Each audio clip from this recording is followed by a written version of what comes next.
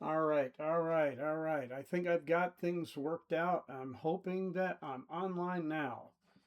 We'll take a look at what happens here. I'm hopefully going to be streaming from both, but we'll see. Um, and I'm not seeing anything. Hold on. There I am. I'm up and running now. I figured it out. Okay. I just needed to reboot my computer for some reason. It just wasn't working. Um, I'm going to go over to Facebook and make sure that I'm there. And we're going to get this show on the road, gentlemen, because there's only one person right now.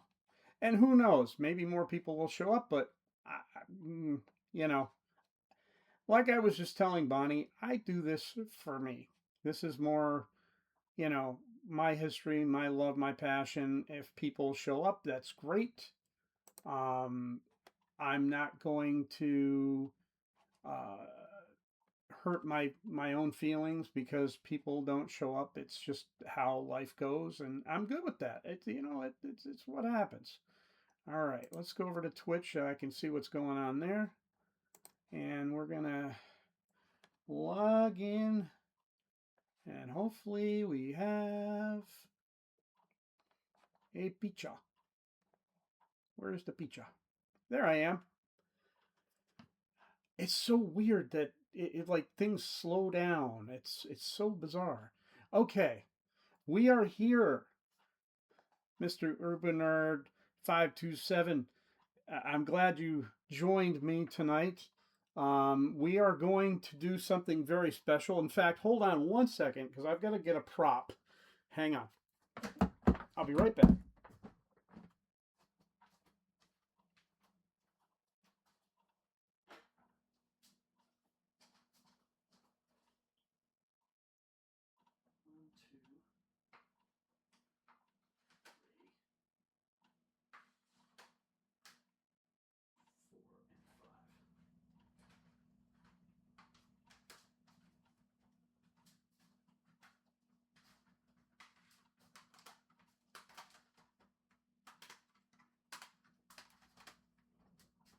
All right, I'm back. Here I am. All right. Sorry for disappearing for that 1 second, but I wanted to go over my history with the Namco Museum series. Okay, and it's quite fascinating actually. I picked these up when they first came out, and I believe it was like late '95 when I got this one. Now this is the greatest hits. I don't remember what happened to my original copy, but um, I lost that one and I lost um, volume three. So I got the greatest hits ones. The rest of them are my originals that I got the day they came out. And this was my introduction almost to compilations. Of course, there was the Super Mario collection that was on the Super Nintendo of all the original games. But it was these that really sparked my imagination into what it was like to play arcade games at home. And these aren't truly emulation, these are recreations of the games. But what makes them special is not the games themselves, it's the museum you get to walk through. And as you can see here, we have, let's see, it's easier to look. You've got Pac-Man, Galaga, Bosconian, Pole Position, and Rally X. And there's new Rally X and Toy Pop on this one disc. And 1995, that was a value, and I think these retailed for like $30 when they first came out. And I haven't taken this out of the jewel case probably in 20 years, but um, it it brings back such fond memories of this of these discs, and being that it is the 45th anniversary of Pac-Man, and like I said in my post earlier, it's kind of scary that it's the 45th because the 40th to me was yesterday. I mean, I remember getting my uh, Arcade 1-Up Pac-Man edition, and I was so uh, blown away by that. And having the original arcade games just, sitting there. Of course, I modded it. What else would I do, right? And I've had various Pac-Man machines over the years. It wasn't just that one, but I've had an original Pac-Man, a Pac-Man Plus, a Ms. Pac-Man. I even had Pac-Land at one time. I think the only one I've never had is Professor Pac-Man. Fun fact about Professor Pac-Man: the people that were responsible for that game went on to form Adobe, just so you know. So if you ever see Professor Pac-Man, the people that founded Adobe, who did Photoshop, created Professor Pac-Man. But enough about that. We're here for this tonight. This single disc just opened up a whole world when I first got it. And again, it's not just the games, it's the museum, the layout. It was the first time I think I ever saw a virtual anything at that point. It was spectacular to walk through this virtual museum with your controller and see all this memorabilia. Now, the memorabilia is in Japanese. It is not any of the American artwork or anything. As most people know, Namco developed Pac-Man. Bally Midway released it here in the States. So it was, it's a very different world, different, language, everything else. But to see the history of these games firsthand, that Namco, they digitized all this stuff. They found it and digitized it and produced it in a way that you're walking through this beautifully rendered, now albeit 32-bit arcade. Does it hold up? Not by VR standards today, or AI standards or whatever we're using now. It would be really cool if Namco did release this as a VR game and updated all of the graphics and made the museum almost realistic in a way. But I got the first one. It was, I believe it was like September of '95. And every subsequent release, I had it first day. I was probably my first real purchases on my PlayStation 1. I was all about, you know, compilations. And these were the beginning of compilations. This was it right here. I mean, we had the Williams collection, but you had to be into Williams games in order to really appreciate it, which I was. And of course, I bought that one after these because this really hooked me because I was a huge Pac-Man fan. And as most of you know, probably my favorite Williams game is Joust by leaps and bounds, and no pun intended. But I truly loved these discs when they came out. So why don't we go into the museum?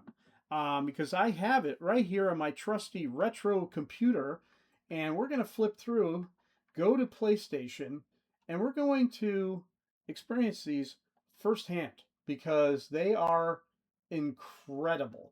I can't tell you how much, like I said, just the amount of love and use that these discs got by me and Bonnie, because there were games later on that we would play together. Like we were into Galaga 88, like huge. Like the two of us would compete against each other in Galaga 88.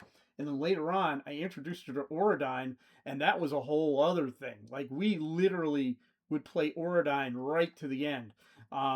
Did not know my wife was a shmup fanatic until we played that, and honestly, she's not, because we haven't played any since. But it was just like her and I.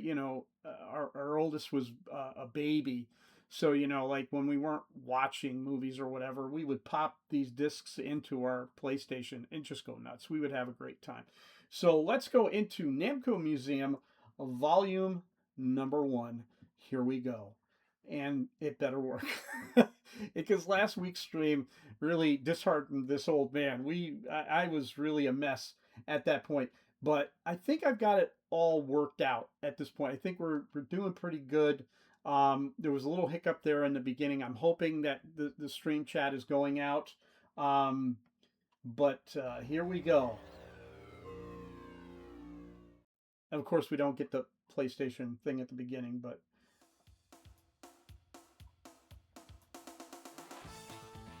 I mean, look at that 32-bit polygon goodness. It is so good. You know, and to think, you know, now we have this new series that's going to be monthly, which I think is crazy. They should be doing that every week, but and the animation looked really good. I was really kind of impressed by, you know, designs that they came up with.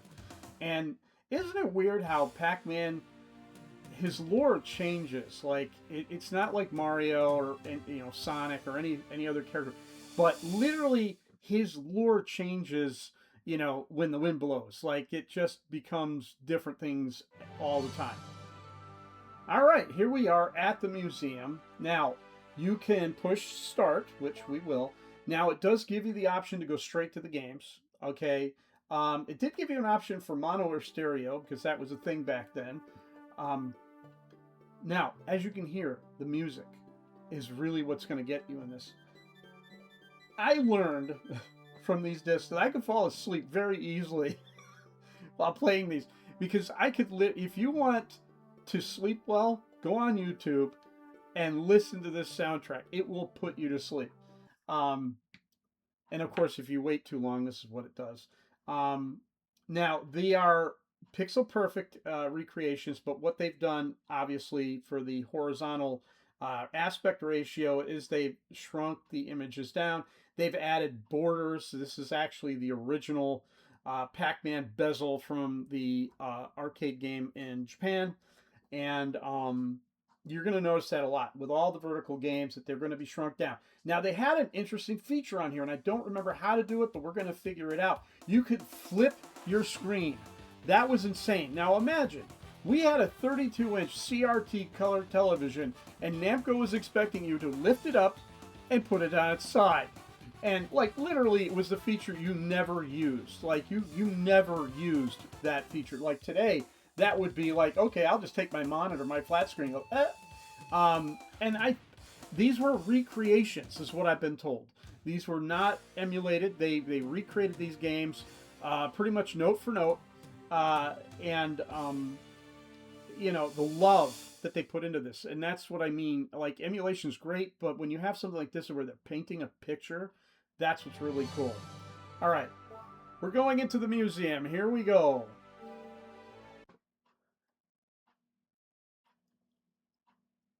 Now, Pac-Man is your icon. You are Pac-Man walking through the museum. I want you to listen to that music, because that's what you're going to hear a lot. You're going to hear this.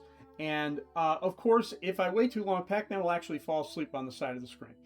All right, now we can go up and talk to the nice robot lady here at the information counter, which we will do, because Pac-Man will point at her and say, hey, talk to her. And then we hit the button. Welcome to the Namco Museum. There are 7 games exhibited in the museum. We can register our name, so we're going to do that. I think we'll go this way. Yeah. And what's amazing, I have not played this game in years. This disc, I have not. So this is like bringing back such memories. There we go.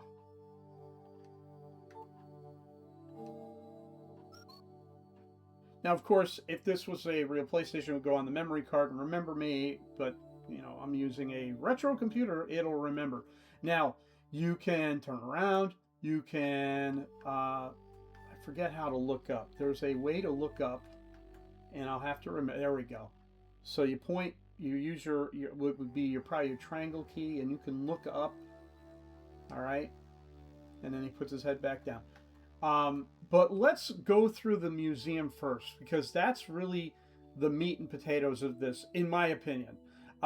You're buying it for the games, yes, but when they said virtual museum, I was floored.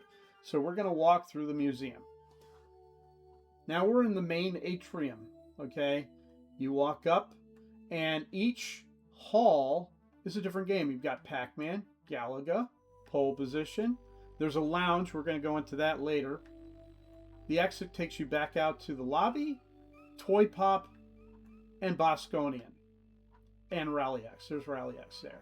There is Rally X and New Rally X in there, and in a lot of these discs, which we will play, I think every week I'll pick a different one. We'll go through each one. There's lots of hidden things, especially in the later discs. They had lots of hidden little secrets. There's hidden games. There's all kinds of really cool stuff that they added to these, and it really stands to the longevity of this series because it's still out today. Like literally, I don't think a decade has gone by without a handful, or if not a dozen, Namco Museum series on every platform. And it started here with this very game. So we're going to go into Pac-Man's hall first. Now, it points you towards the game room, of course. And this is the hall where all of the memorabilia is presented. So you can go through and actually view everything. So if you look at one thing, he'll point at it, hit your button, it'll take you in, and you can actually view that object. You can zoom in, you can zoom out. It'll tell you like what it was. This was a promo, coasters, and you can go in. If there was more than one, it'll highlight and you can go left or right. If I can't do that with this one.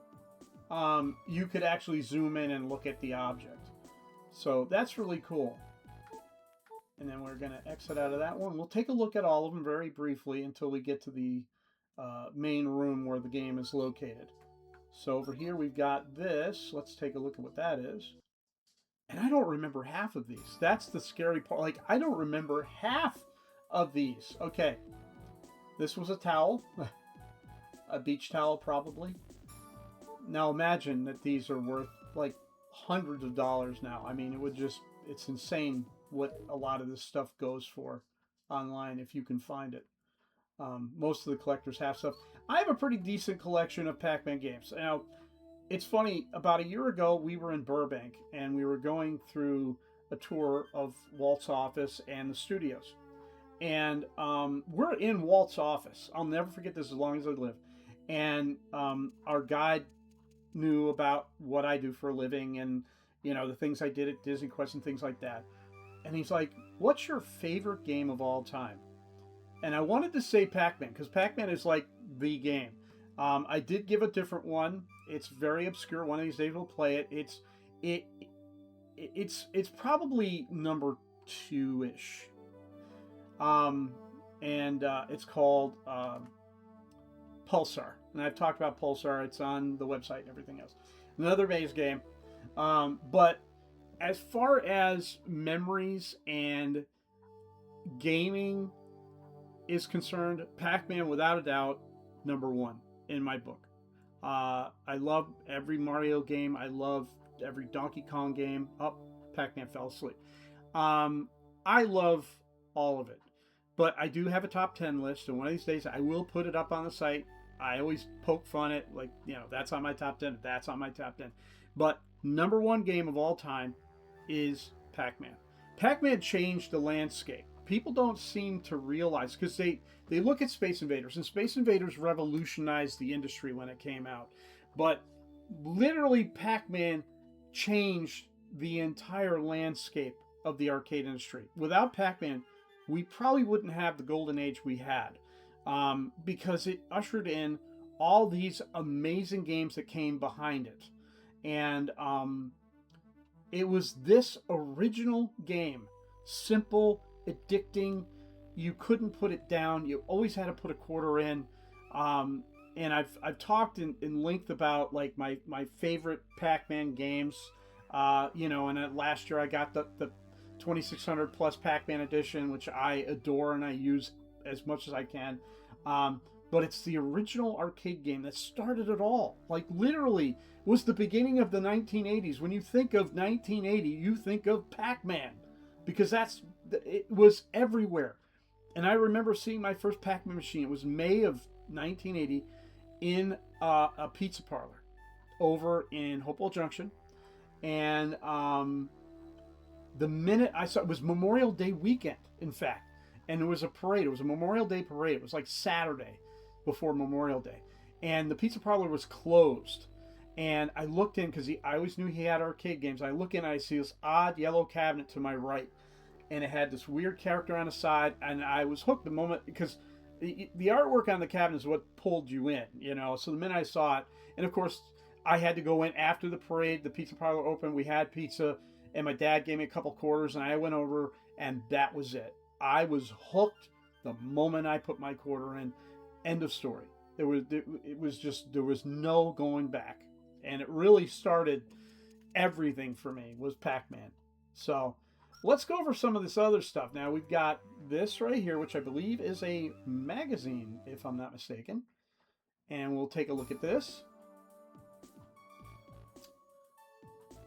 Oh, this was a notebook. That's right. Okay. Again, all of this were in Namco's arcades in Japan. You know, everybody talks about the Sega arcades. Well, Namco had them too. And later on, they started coming over to the States, but they were massive in Japan. They were everywhere. Pac-Man was everywhere in the early 80s. Very cool.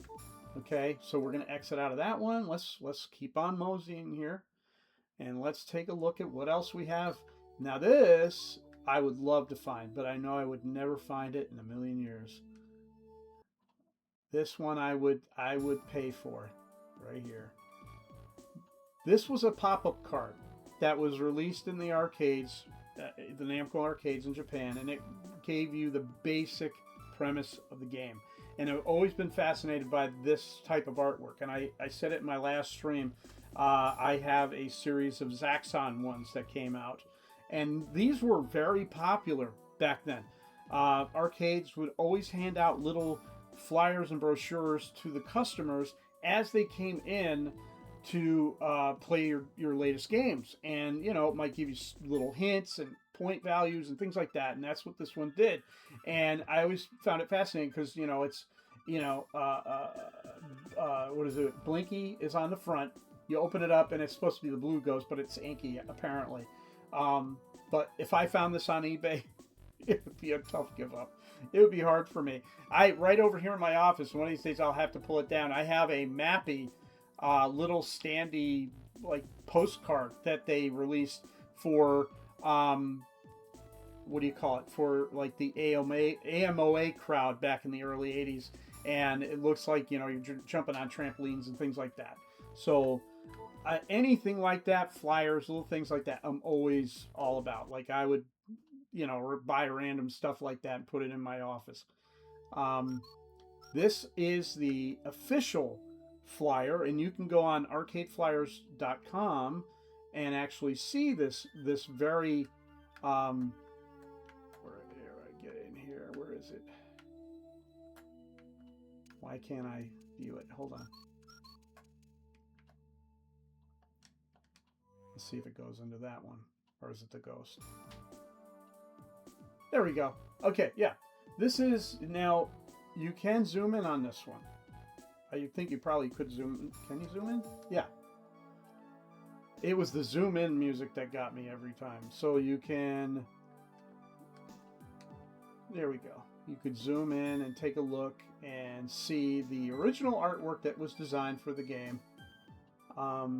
Just fascinating stuff. And if you go over to arcadeflyers.com, you can actually see this original flyer. And, you know, this is history. This is history. Now, I'm surprised they didn't do the back, like you can't flip it, because a real industry flyer would have the artwork on the front, you'd flip it, and it would give you, like, the specs on the game, the size of the cabinet, how it plays, things like that. It was just a selling point. And I used to collect these. Like, I had a whole wall of them in my first house. I don't know where they are now. They're packed away somewhere, but one of these days I might set up my office, and right in the back I'll have all these arcade flyers. And it reminds me of when we went to Arcade Time a couple months ago, and how the inside of their elevator was nothing but arcade flyers. It was all their wallpaper was arcade flyers, which I thought was really cool.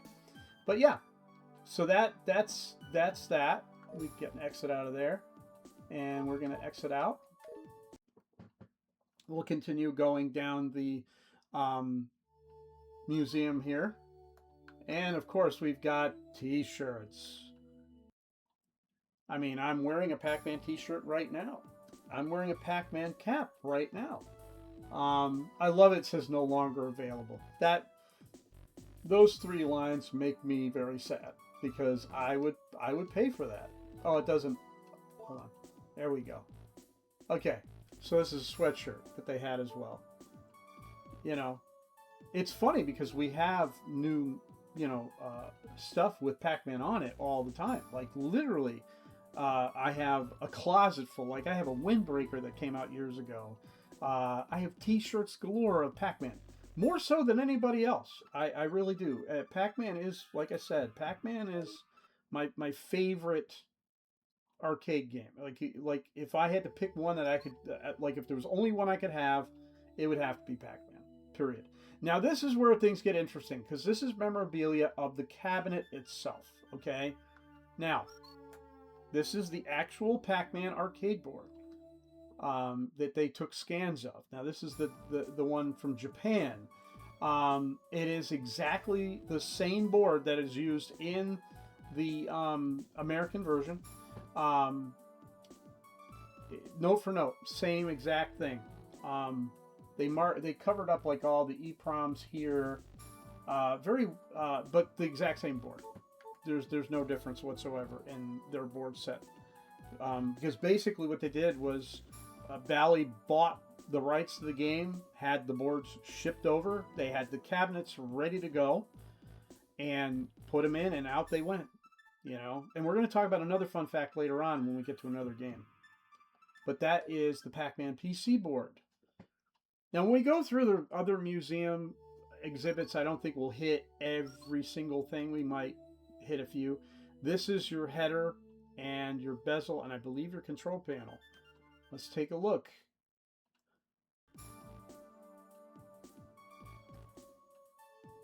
So yeah, that's your marquee. And notice his name was Pac-Man back then, and everybody knows the story of why they changed it, but eventually became Pac-Man everywhere.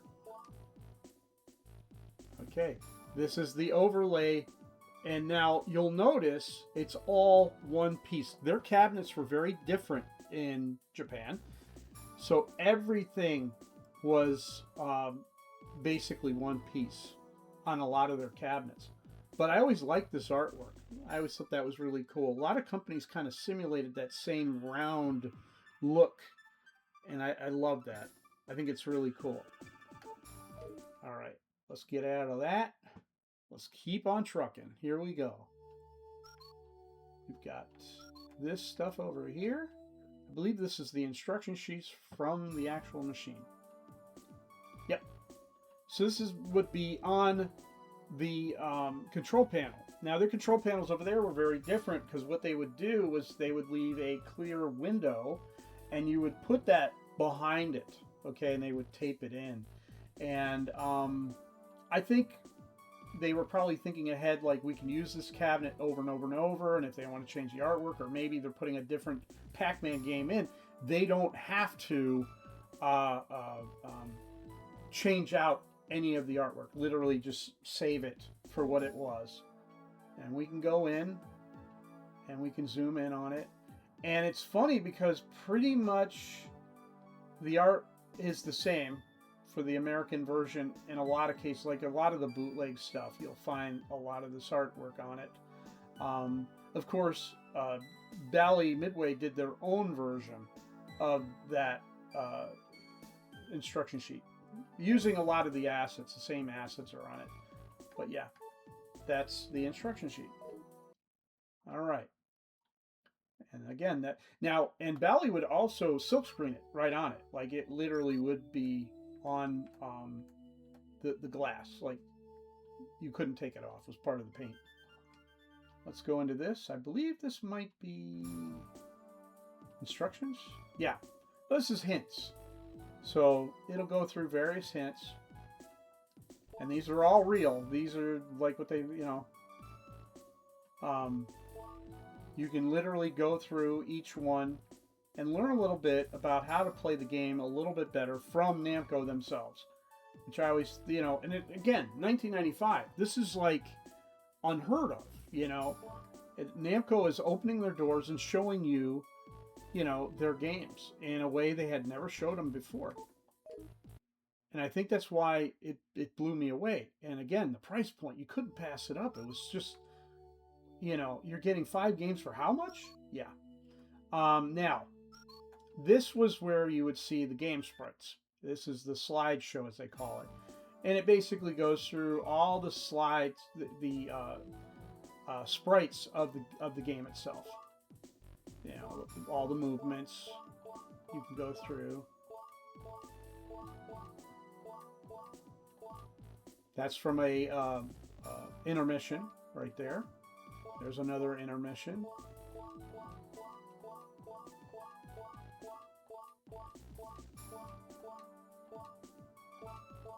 And then, of course, all the fruits and every goodie you could get in the game. The blast is interesting. The blast seems to be in every one of their games. I think because they were using the Galaxian board, and maybe it was just a leftover sprite from Galaxian on the ROM. Who knows why they would have used it, but it's there. So now, over here, you have Professor Pac-Man, who tells you how to play the game.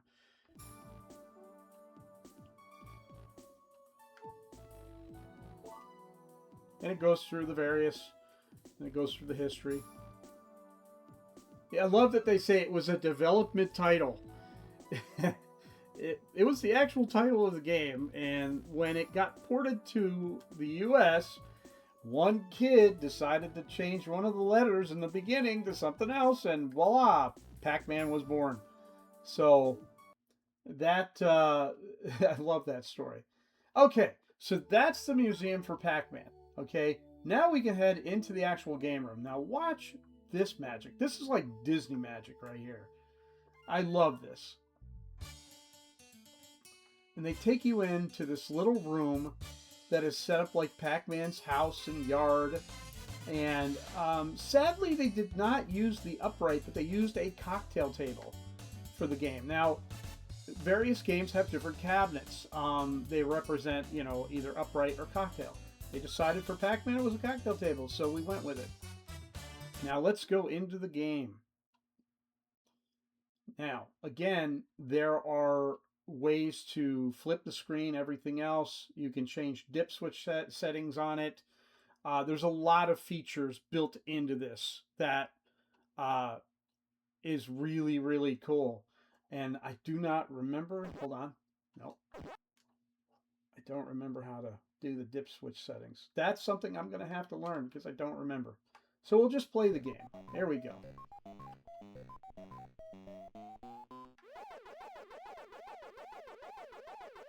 You know, you can tell the sample, it samples a little bit different here and there. The Pac-Man's Waka Waka is a little different. Does not distract from the gameplay whatsoever. When you consider this is a, you know, like a lovingly recreated version. Like they, you know, this was not like Namco's version for the NES where, yeah, it looks nice, but it's kind of washed out. They went all out on this. They wanted to make this a real, like, experience. Like, you weren't just playing the game, you know, but you could say, hey, I own the arcade version. That's what this was all about.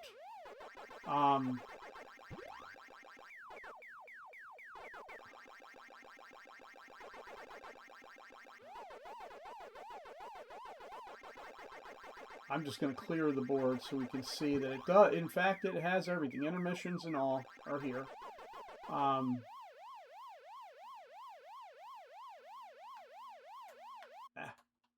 course I got killed. Of course I got killed. I seem to be losing my stream here and there. And oh, there we go. I finished it automatically. But you know, 1995 me, who got this, was floored. Like just because this was the first time you were able to play an almost arcade perfect version of Pac-Man until emulation really hit its stride by 98. Then you could start, you know, playing around with it and having the actual ROMs and things like that. But this was this is how, you know, you got that experience. Now, once we finish this game, I'm going to go back out and I want to see, because I know there are dip switch settings, and I think it's at the board itself is where you do that. So we're going to try to clear this board quickly. I'm a little rusty. I'm a little rusty. Ah, almost made it.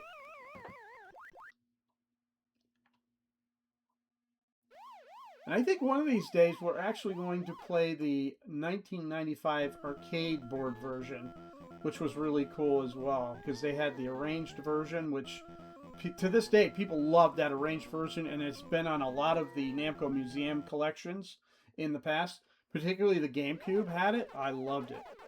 I played that nonstop. I love a good game of that Pac-Man because it's got so many variants on it. So much fun.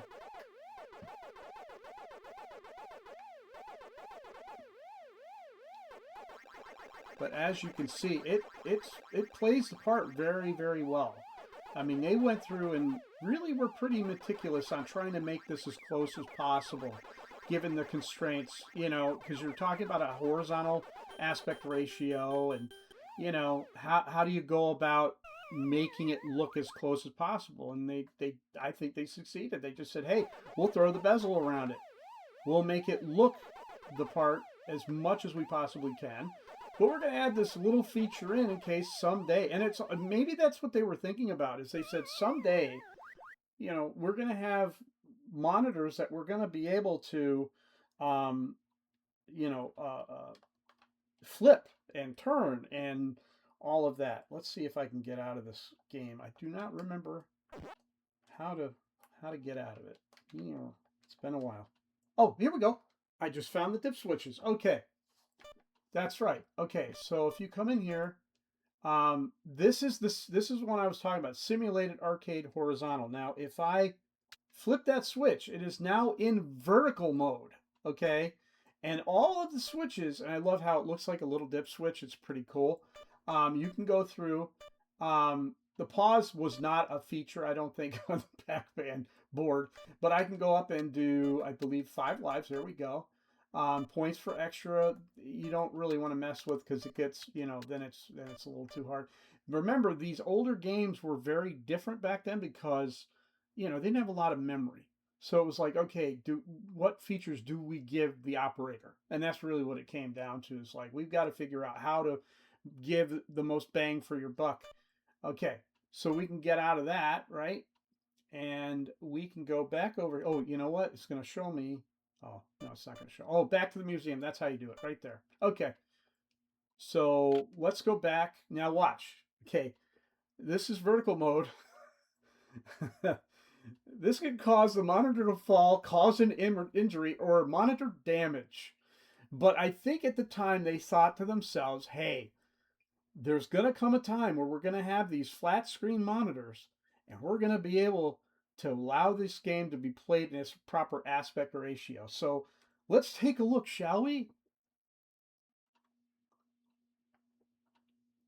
Now remember, it's going to be on its side. So there we go. And this looks like literally looks the part. Like you can't get any closer. They meticulously went through and made this look as good as it possibly can. And again, I'm going by information on the internet. This was not emulation, but maybe this version is. Who knows? So let's crank it on. You can see it says, I love it, 1980 to 1995.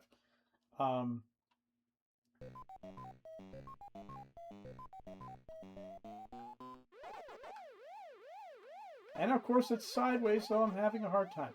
You can tell the sounds are off. So this is a recreation, but I mean, if you look at it, it looks the part. They did such a great job with this game.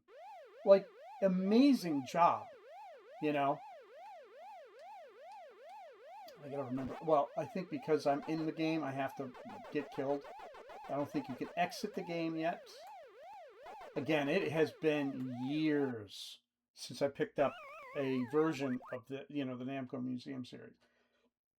But I thought it apropos for the 45th anniversary of this little yellow guy that became such an icon that still is to this day.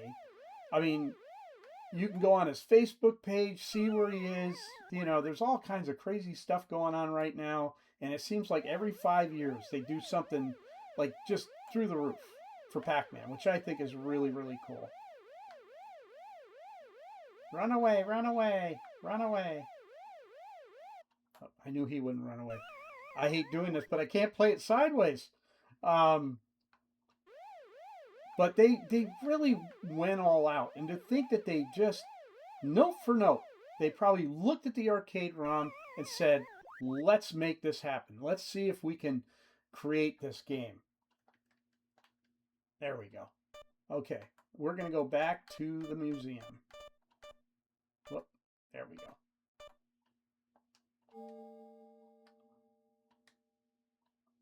All right, back to the museum we go. Now, we're going to kind of delve through the rest of this episode going through the museum. And we'll show you a few of the arcade games within.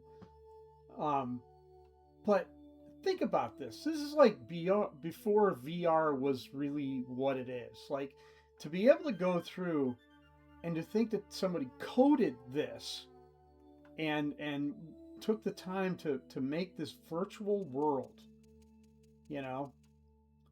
And I love that guy right there is from, oh God, I'm going to remember the name, but he's a Nintendo or a Namco character.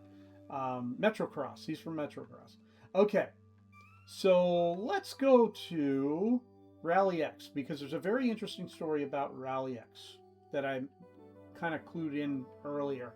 And I also love every hallway is a different color. They, like I said, they really took the time, and 1980 was a really big year for Namco because of, you know, Pac-Man, but also because of this game, Rally X, which was another maze game for them. They were really adamant on the maze game thing, which I think was really cool. But again, this is just another tip thing that you could do, and Rally X was really big in Japan, huge. Just like, you know, Mappy. Mappy was a massive success in Japan. Now, here's the interesting story I was going to talk about. All right. It's, I believe, 1979 at the AMOA convention. And I don't know if it was Japan or here. And Namco was representing, and they had two games. Now, they already had a relationship with Bally. Bally had done Galaxian. And so Galaxian was a very solid hit for Bally. They were, you know, like that sold really well. So that was 1979's game. So by 1980, they were like, we need something big. So they go to the AMOA and they look at two games. They look at Pac-Man and Rally X. They were enamored by Rally X. They thought Rally X was the game. That Pac-Man was not the game. And it floored everyone when Pac-Man became the hit and Rally X did not become the hit that everybody expected it to be. And that's, you know, it's a weird thing how games, you know, lose popularity. And, you know, I've always been one for games that aren't as popular. I've always been that way. I like the underdog. And, you know, the big ones that I like are the games that were pretty big, you know, Pac-Man being one of them. But, you know, poor Rally X, you know, got left by the side. But I still played the heck out of some Rally X when it came out. I loved this game. Is it in my top 10? No, it's not. But it's, you know, what makes it interesting is it has multiple mazes, which Pac-Man did not. It's a very interesting game, and we're going to try a quick game of it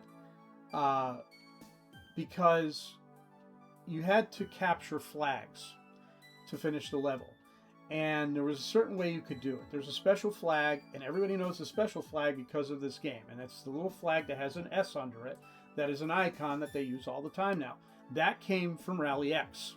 And if you collected that first, you got double score on every flag subsequent after that. So you always wanted to try to get that flag first. Now, New Rally X, which came out later that year, and I wasn't a fan of it as much, it changed it up slightly by adding what they called the lucky flag. And if you got that, say you were low on gas, you'd always want to hit that, and it would refill your gas tank. But if you got it early, it would give you big bonus points because it would drain your tank and fill it up again. So you always wanted to try to get it at that time because you really wanted to get those extra points. But I always found it fascinating. They were more interested in Rally X than Pac-Man. Oh, that Pac-Man looks like a weird game. Nobody's going to play that. Well, they had no idea. All right, so let's go into... And I love this room. This room is so cool.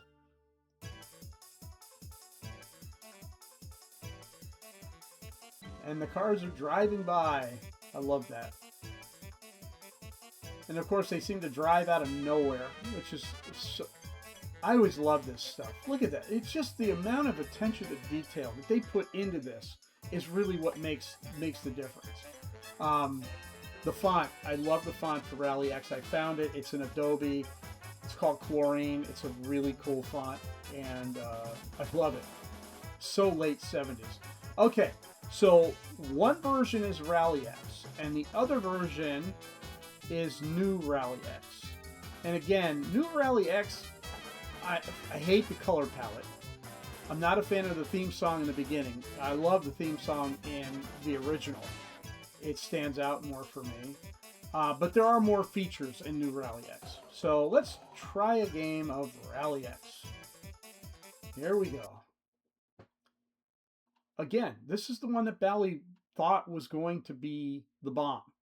And it's in most compilations now. Like people know Rally X, but back then there were very few Rally X machines out because it didn't sell the numbers that Pac-Man did. So, you know, it was a completely different cabinet too, so it wasn't like they could change it out. So basically, here you go. So you get double points for everything after the special flag. So if you it's very, very similar to Mappy. Almost, well, it's exactly. If you match up, you got the double score on that one. So basically, you drive through this maze. You have the radar on your right-hand side. You have a fuel gauge. You got to watch the fuel gauge because you run out of fuel, you're at a dead stop, and they will crash into you. That's all these cars do, is they want to crash into you. You have a smoke screen. That is your defense against the cars. Okay. So, and there are rocks. Now, the rocks don't show up on the radar, so you gotta learn the patterns. That's the key to playing a game of Rally X because all the levels are the same. So once you play it a few times, you learn the patterns of every maze. Okay, so let's give it a shot. Now listen to this. I love this theme song. There we go. Special flag. Grabbed it right away. Now, every flag after, double points. Whoop, whoop, whoop, whoop. Yeah, and of course, I got killed. All right. So we won't go for this. We don't get the special flag again. Now, look at the radar. See, there's a rock. You got to be careful because those rocks will appear out of nowhere. And they will block paths and everything else. So you want to try to get to the flag. All right. And again, fuel gauge. Got to watch the fuel gauge because you only get so much.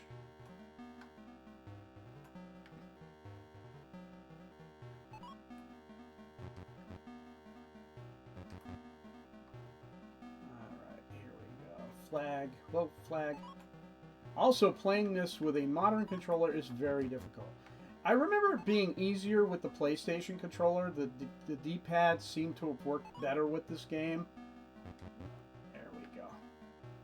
And yes, it will slow those guys down if you can hit them with the smoke screen. Oh, there goes my fuel. And of course, you get more points for every single unit of fuel you have left. So, and I'm not making that mistake again. I'm not going back down for flags because they're chasing me. Ah. But this was the hope of Bally Midway. They really believed in this game enough that they wanted this game to succeed. And it's so hard with this control. I wish my D-pad would work with this. I don't think it will. Let's try it again, though. Every compilation cabinet has this game. Every one of them. Now, the special flag will randomize. So you notice I didn't get it that time because it's somewhere else in the maze. That will be random every single time. That's where you have to watch, because that's where they're going to get you. It's that horseshoe. Every single time. Once you're in there, you're in there. You're committed. There we go. And try not to backtrack too much, because that's when the cars are going to get you. See, like that. And again, it's so much easier with a joystick or a D-pad. Very difficult, because everything with an analog stick on these older games feels slippery. So for a better gaming experience, I would suggest a D-pad of some sort. But that's Rally X. And again, good game, not Pac-Man level, but good game. Good game. It's definitely worth playing. And where we go? Okay. And I don't remember there being a lot on this one either. Yeah, see, you could get... there was only 2 or 3 lives on that one. Yeah. Okay. Go back to the museum. Here we go.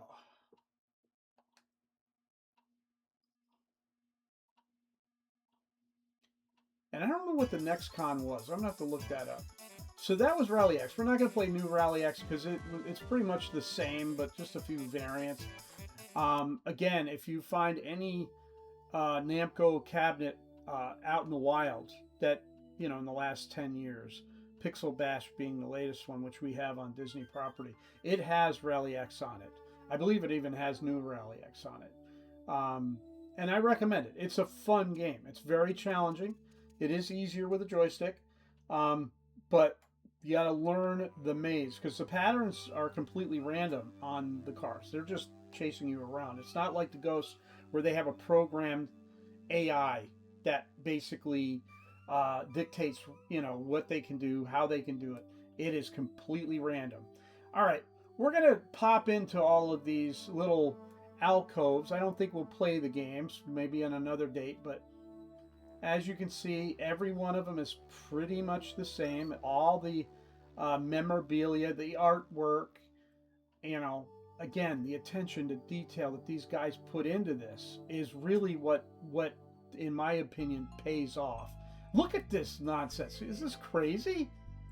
I mean, here we are in outer space. Feel the outer spaciness. And this is where the look up comes in nicely. If you want to get really sick, spin around. It's crazy, you know, and I love it. This kind of thing. And of course, that's the little space stations you have to shoot. And I love the arranged music. The arranged music makes this. And with today's technology, you can literally go on YouTube and listen to this entire soundtrack, you know, because this is what they call red label audio. So you could extract this stuff from the CD, and that's what people have done. But yeah, this is Bosconian, which to me is a sequel to Galaga. That was always, to me, felt like Galaga's cousin. Like it was, like you got done with the Galaga Empire and you were going home, and you know, the events of Bosconian happened. So let's delve over at Galaga, you know, because Galaga was a massive game for Namco. Massive, even today. You know, Miss Pat Galaga combos, which eventually I'm going to be doing a series on the archives about the retro compilation cabinets that have been done. And I call it Modern Classic, because every few years, particularly with Namco, we have a different compilation. I love this. The reverence. And I love the fact that you can walk through the whole thing. Like, it's just here, you know?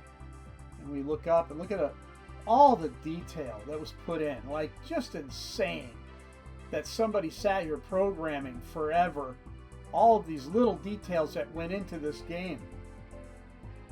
I love these. These are like, I think, the power source right here. And then you step out into space to go to Galaga. And there it is. You know. And again, their cabinets were slightly different. They were not the Bally Midway cabinets. They have different angles to them. And I want to say that all of this was one piece, all the way down. Or it latched on at the control panel to the bezel around the monitor. And they always made sure that the artwork was seamless, like all integrated into the machine. And that's what pulls you into a cabinet, is that environment. That's what you're looking for in an arcade cabinet. And Namco was one of the best. They learned very early on how to pull their clients into the cabinet. And you know, next to Nintendo, these guys knew what they were doing. And even today, I mean, you know, like Pixel Bash is a nice cabinet. It's not the best cabinet they've ever done. I think the header is terrible. So let's go over to pole position next. We're going to walk through each one, and then we'll go to the lounge, and we're going to check out the lounge and kind of walk through that real quick, because that's fascinating as well. You know, just the amount of work, you know, like how many people worked on this project, you know, like insane. You know, it wasn't one person that did this. There was no way. And here we are. We're on the track, actually, as you can see. Well, a part of the track, because it just ends. Like, you don't fall off the hole there. There's their digital crowd waiting. I love this. So they did the sit down for this one. You know, and their sit down full of angles. I love those. Love those angles. And if I ever decided to build a sit down cabinet, it would look like this. I love that design. Of course, this is where you would be starting from. Here is the pole position right here. This is it. I love this. Just the attention. You know, the reverence that they gave these games, because they were a part of their history. They are the building blocks of Namco. You know, every single one of these discs. And especially later on as you get into the different volumes. They hit games that rarely came out of Japan. Like you know, stuff that, you know, only the bigger arcades got in the late 80s. Just insane. And then there was the Japanese releases, which had more games on them. And those I always wanted to find. I could never find any copies that were even close to a price I would be willing to pay. Very sad. Because I have just about every compilation disc that came out in the 90s. I have them. Now, Toy Pop is very, very interesting. I had never seen this game until I had this disc. And it's funny because I would always see it pop up in Playmeter and other magazines of the day that would show off these games, you know. But I had never saw one in the wild, like never. It's a very interesting mid-80s kind of puzzle maze game. Very cool. We'll try a quick game. This is a very, like they just said, hey, open room, walk up, here you go. And I believe the characters start dancing at one point inside the clock, if you wait long enough. But there's literally nothing else in the room. Like, this room was like, okay, just an open white. Oh, wow. In stereo, the music's incredible. You know, I always thought if anyone should do a theme park, it should be Namco. Because Namco has some really, really cool characters and stories that most companies don't have. Nintendo rivals them easily. But Namco has some really cool franchises. I mean, you know, Rolling Thunder and Splatterhouse and, you know, King and Balloon and, you know, all these classic games. You would actually go and actually go to a park and see all this stuff. It would be cool, I think. Are they dancing yet? No, they're not. Okay. Well, let's go in and try a quick game of Toy Pop, just to give you an idea. And it's been a long time since I played this one, too, so bear with me.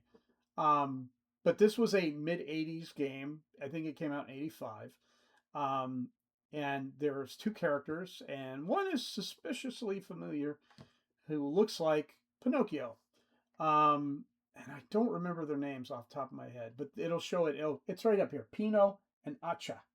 And Acha looks like a little dancing doll, and then Pino is Pinocchio, of course. But let's watch the demo just to give you an idea of this game. There is a lot of enemies in this game. A lot of enemies. And I love that they added the staff down here. That's really cool. And I love the title screen. I love the font they created for it. You know, you could see they were in the zone when they came out with this. So you're looking for those hearts. The hearts unlock the doors, okay? You've got to get the hearts to unlock the doors. And then there are various power-ups. Now, later on, different power-ups affect different enemies and will eventually not affect other enemies. So it becomes this, which enemy do I have in the screen and which weapon do I need in order to clear it? Great game. Like, this game should have rocked in the arcade. Like, should have rocked. It came out in '86. I thought it was '85. Here we go.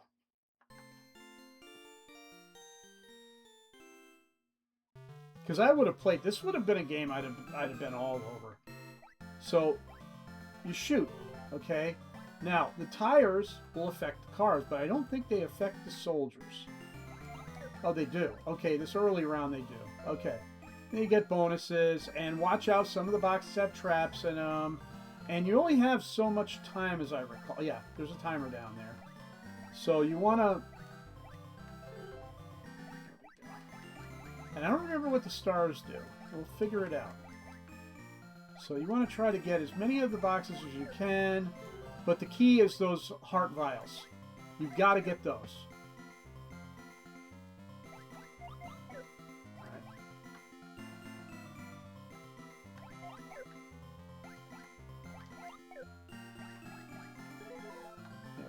The hearts unlock the doors. So we're going to come down here, hit that guy. Oh, if you get hit, your pants come off. Oh, and of course, then you get killed. But it respawns, like, immediately. That's cool.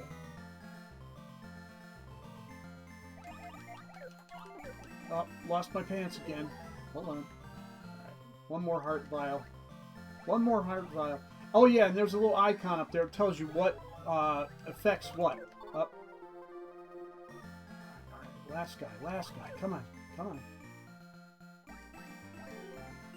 shoot. I didn't mean to get that because I don't think that one affects the cars. You've got to have the tire to get the cars. Alright.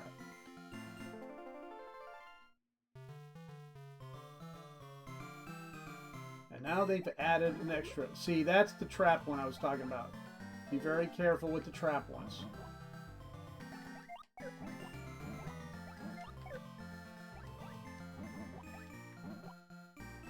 The bomb seems to be the bomb. That's cool. Look at that. Spread shot, basically. Oh, look at the shoes. There we go. Now I'm zipping across the screen completely out of control with an analog controller. Lots of fun for everyone. Here we go. And away we go down the... Whoop, and I lost the bomb.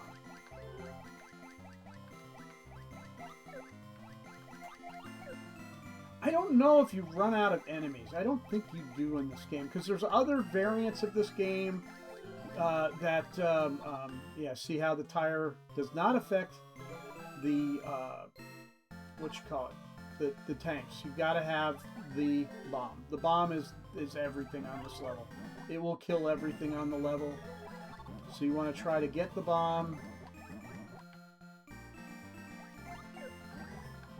just a fun little fantasy, like just happy game. Like this should have done so much better in the arcades. Like this should have done really good. And of course you get to put your name in because we're at that point now.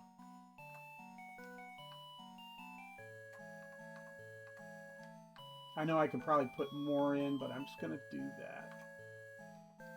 There we go.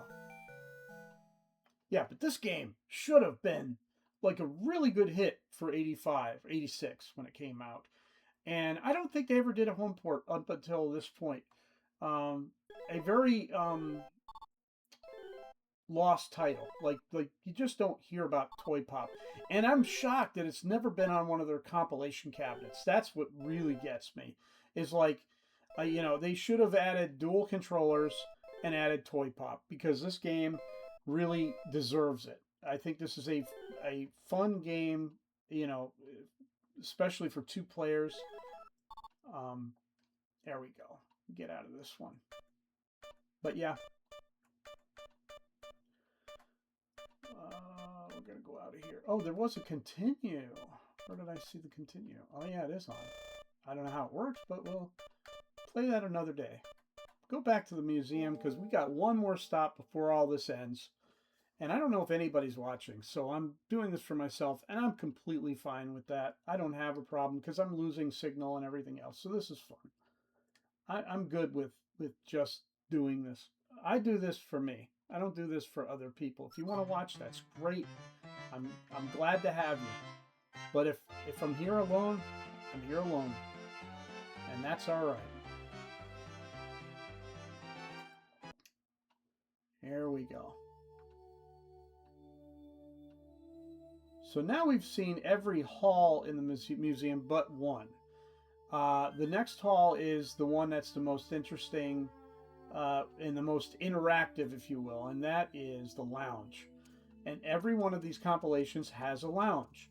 And this one is quite interesting. It's got some history in it. And I think that's really cool. So we're going to come in here. So you can listen to the music. Here's all the music from the games. You can go in and... Oh, there we go. Oh, this is the jukebox. So basically, you can go through and listen to all the music. Here's the museum. You can listen to that. It's pretty cool stuff. All right? You come over here, and this is the... you know what I'm trying to say. The credits. This is like whoever... Oh, no, this isn't the credits. Oh, this is a... Oh, I forgot about this. Okay, so whenever you play and you save on your memory card, it leaves a signature on this journal of who got the high scores. I think that's really cool. I forgot all about that. Again, it's been so long since I played this. I mean, it's been years since I played this. Maybe this isn't the one that had the really cool official paper. I don't remember this one.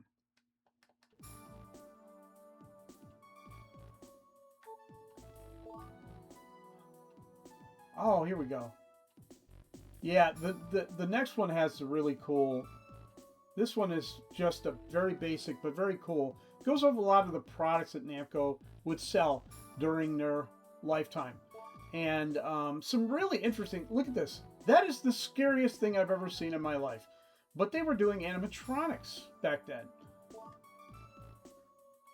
This I brought up before. This is part of a maze game that you could purchase. And Mappy and Namco would chase each other through the maze. There was also a remote-controlled Mappy, as I recall, and that might be the Namco might be the remote-controlled one as well. But they had a whole thing that you could, you know, like a maze you could go through. And I looked that up several years ago, and it was going for over $1,000. And I was like, oh, no, that's not going to work for me. Okay, so this is the AMOA that I was talking about. That is a yearly event.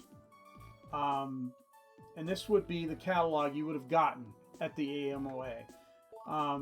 And it would have gone over the things that were out at that time, or maybe their entire library of games at that point would be on it as well. Interesting stuff like this. Birdie Putt. Probably an interesting variant on skee ball, if you will. The balls probably come out and you launch them back up with a golf club. Um, the 70s were really interesting. I mean, look at this. They had a whack-a-mole variant. It looks like a boxing, like a speed bag kind of thing going on there. They were into all kinds of stuff, like Nintendo was. They were into all kinds of stuff. Tank Battalion, you don't see that very often.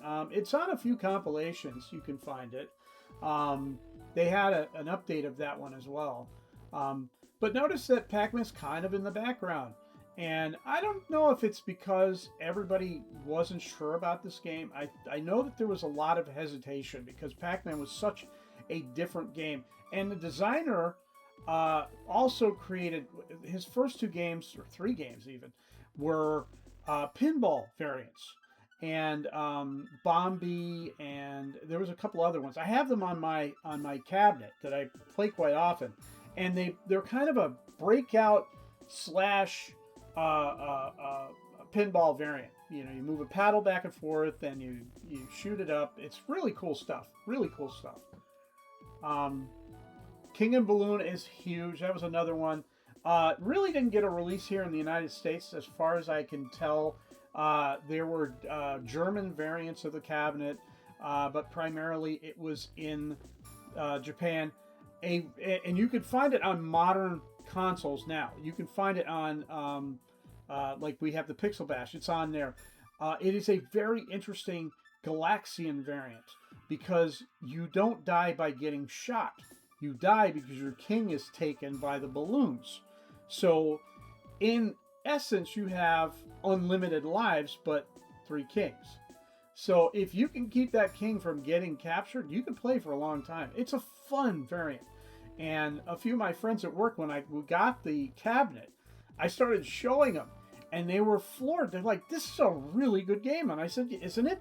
I'm like, "This is incredible." Like the I've always said, the play's the thing. Does it play well? Is it engaging? This game is.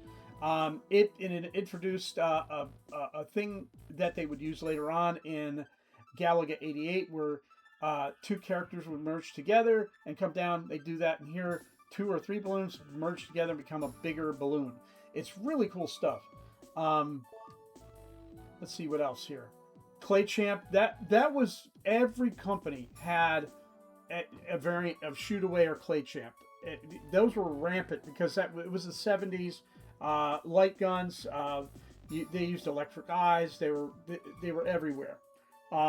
Mostly electromechanical in nature. Really cool stuff. And I know that there are museums out there for this stuff. And, I would love to go to a place like that where I can, look at the past. Because that's the key to all of this, is looking at the past, where we came from. There was a very interesting YouTube channel that I subscribe to. He bought a Wild Gunman. Now, we think of Wild Gunman on the NES, but we don't realize that Wild Gunman was a game before that. It was on film, and it was a light gun, and you would shoot, and if you shot the character, it would go to a portion of the film, and you'd see the guy get shot. He rebuilt one, like, from scratch, and he had to 3D print some things and whatever. But that's what I'm talking about. It's the history of all of it. That's what makes this so special, is that we're recognizing the history of this company, Now, of course, everybody knows that, baseball is a huge sport in Japan. And, of course, they had batting cages and things like that as well. And that's the end of that one. Okay, so that would have been the flyer you would have gotten at the AMOA, especially if you were in Japan, because that would have been all the stuff that they would have had there. I believe this is their magazine. They had a monthly magazine, I believe. Yeah. So this would be their Namco magazine. And I don't remember how many years it was out, but it would basically, it was almost like a comic book version of their games, and they would go over different titles and have little comics and things like that in it. and really cool stuff. Namco Club. I remember that. Namco Community Magazine is what it's called. All right. The Return of Ishtar. Really good game. Really, really good game. We're going to get into that. Yeah, just cool stuff, man. Stuff, it breaks my heart because like all the video game magazines we used to have are just gone. Like, Nintendo Power, PlayStation Magazine, all of that, gone. We can go back, Electronic Games, for crying out loud. I mean, that was the Bible when I was younger. But yeah, look at the entire history. Now we'll go back to the very beginning right here, and you can, see, what they, this was number one. Now I'm figuring, yeah, this is 83. So it came out in 83.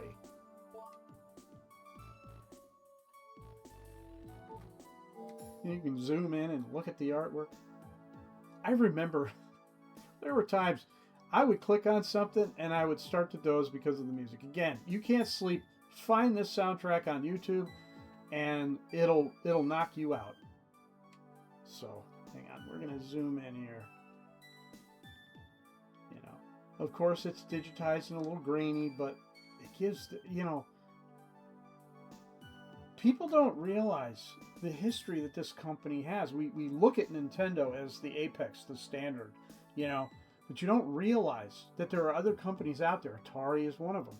You have all this beautiful history with, these characters they've created, and Namco has some of the most interesting characters ever.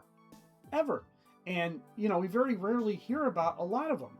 And, it's great when we get the history of games like Dig Dug and Mappy and all of that. You just, to see it all happen the way it does, that's what I love about this stuff. My passion, that's where my passion for this stuff came from, is, just, imagine. I love it. Okay, so they had interviews, they had all kinds of stuff. It's just really, really cool. I hope that somewhere on the internet somebody has digitized these so you could actually view them, because that's really, that's where the history is. This stuff, that at the moment these games were popular, this was it. This was what people, this is how they got their information. This is how they fed their brains on arcade games. This was it. Just really cool stuff. So this is, and I believe all of them have this. This is the history plaque of Namco, and it will go through, I believe, everything that is on here. I think is what it hit, and it'll highlight. Okay, so the first game was GB. Now remember, and I can't remember because chemo brain, of course. I don't remember the guy's name off the top of my head, but he created Pac-Man. He created GB, Bombi, and QDQ, and all three of those were pinball / breakout variants. Because they, Breakout was a huge game at that time in the arcades. It was massive. People played Breakout in every form. And he's like, I'm going to change the formula. I'm going to create something similar to a pinball, but not quite a pinball. And that's what that is. Okay. And then you can scroll down. There we go. Navarone, I don't remember. I love this. So whenever you get to something, he has a memory of it. Okay. So if we go down.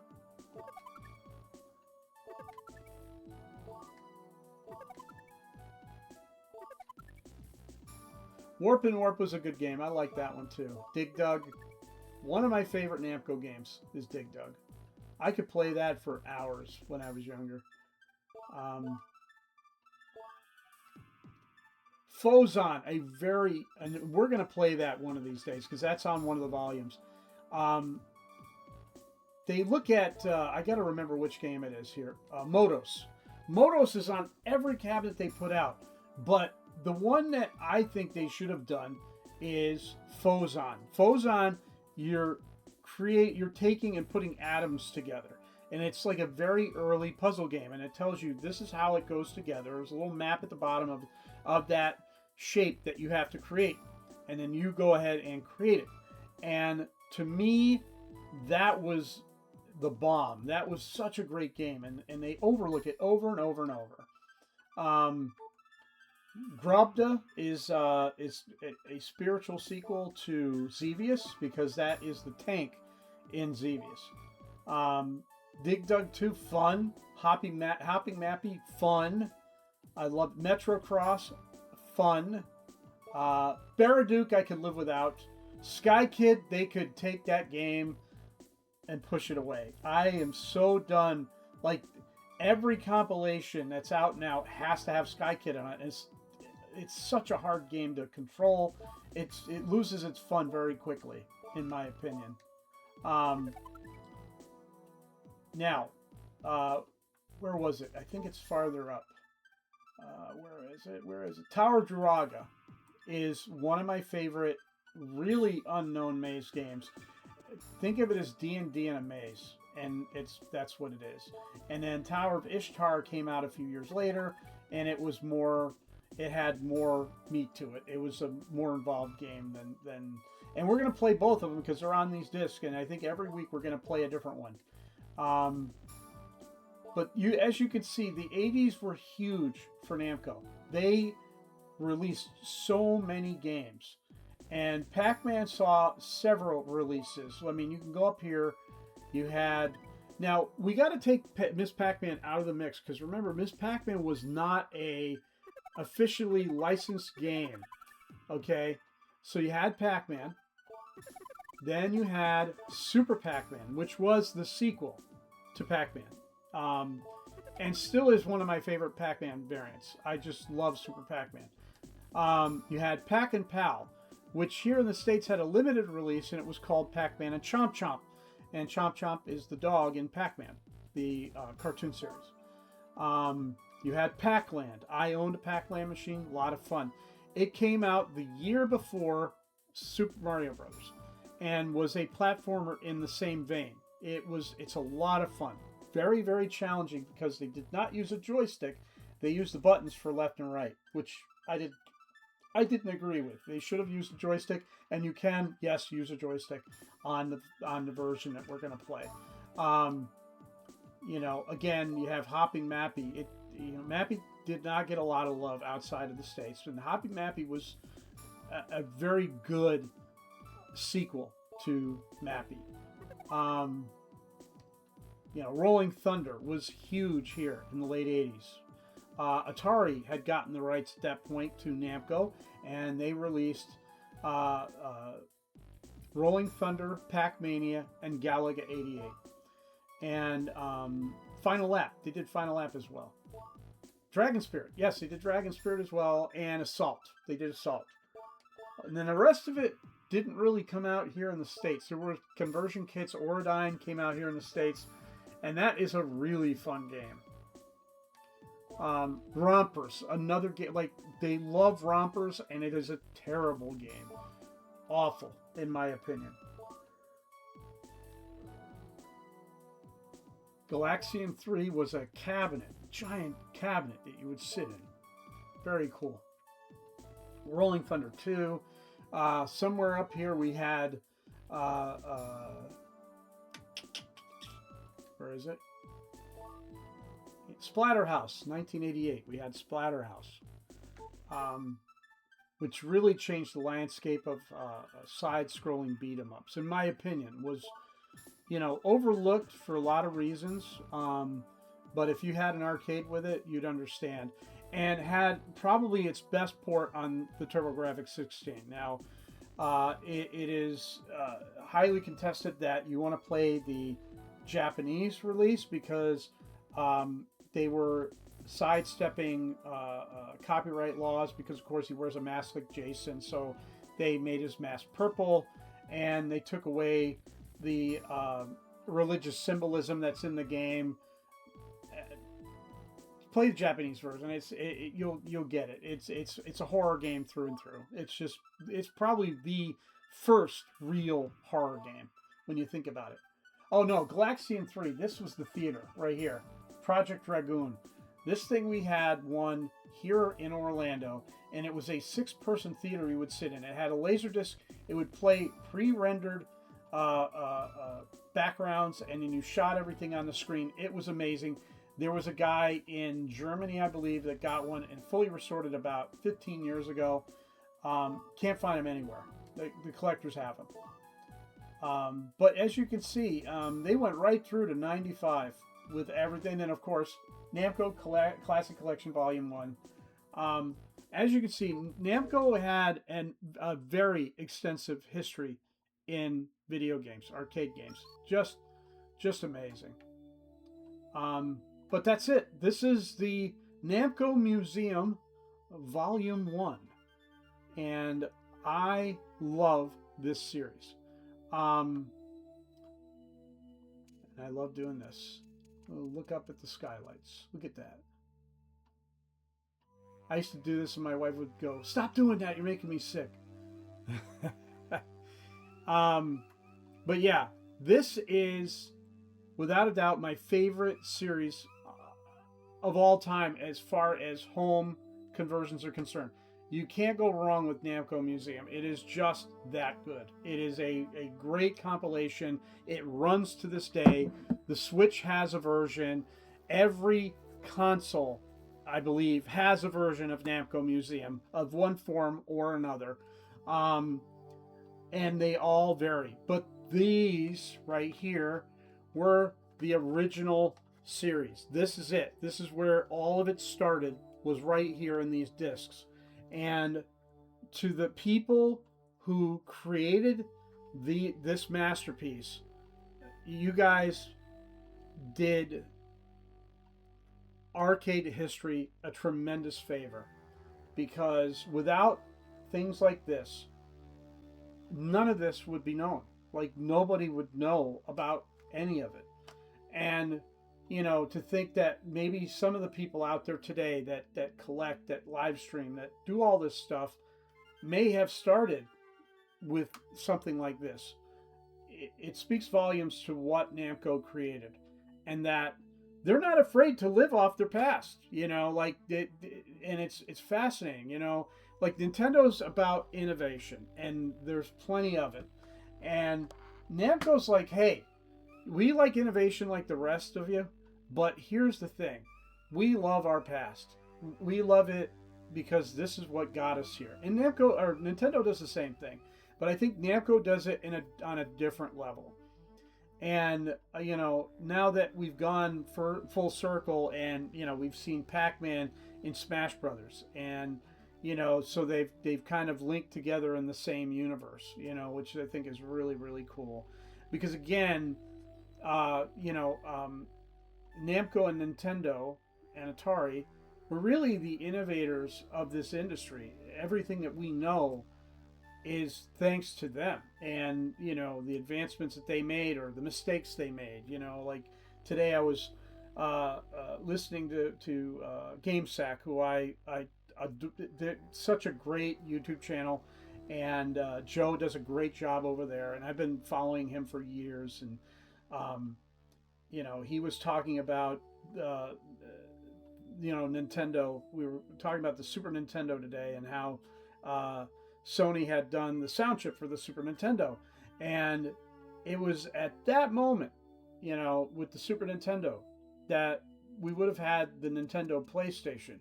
But because they negated that, they moved away from it, we have Sony where they are today, because of Nintendo saying no. You know, we got the PlayStation. You know, when Atari, you know, and other companies failed in the early to mid 80s, it was Nintendo that picked the ball up and kept running. You know, all of it is history. All of it is video game and arcade history. And if I can inspire, if I can tell my stories and tell their stories, that's what I'm here for. I'm not a Twitch streamer. I'm not looking for all these giant, you know, I would love an audience, and maybe someday it'll happen. But what I really, really want is to convey to people the history of what we do. Because in today's society, especially with today's technology, it is very easy to forget where we came from. And the things that we take for granted today all came from things like this right here, and things like my Atari and my ColecoVision and my Dreamcast and my Sega Saturn and every system that I have, my 3DO, my the list goes on and on. I'm looking for a Vectrex. Anybody have one? I'll take it. Um, that's what this is all about for me. It's a labor of love. It's not a labor of popularity and how many views and all that cool stuff. And if Twitch doesn't work out and Facebook doesn't work out, I'll record it and put it on YouTube. I don't care. The idea is to instill in you guys the history of what started all of this craziness that we have today. And, you know, I want to thank all of you, whoever's out there. If you happen to run into me, if you're not here right now, know that, you know, you all mean so much in allowing me into your space for an hour and change. And I thank you from the bottom of my heart. It means a lot to me. So with that, I'm going to end this stream. And it's been going up and down the whole night. My connection isn't great, but I've had a great time. It doesn't matter. That's what matters to me, is I've had a great time. So like I always say, and I've said for over 15 years now, keep playing like it's 1981. Come to the website, thearcadearchives.com. Check us out on YouTube, Facebook, every social media thing that I have. And you guys have a wonderful evening. And I will see you next week for another live stream with me, Ray the Arcade Guy. And thank you very much. You have a great night. I'll talk to you later.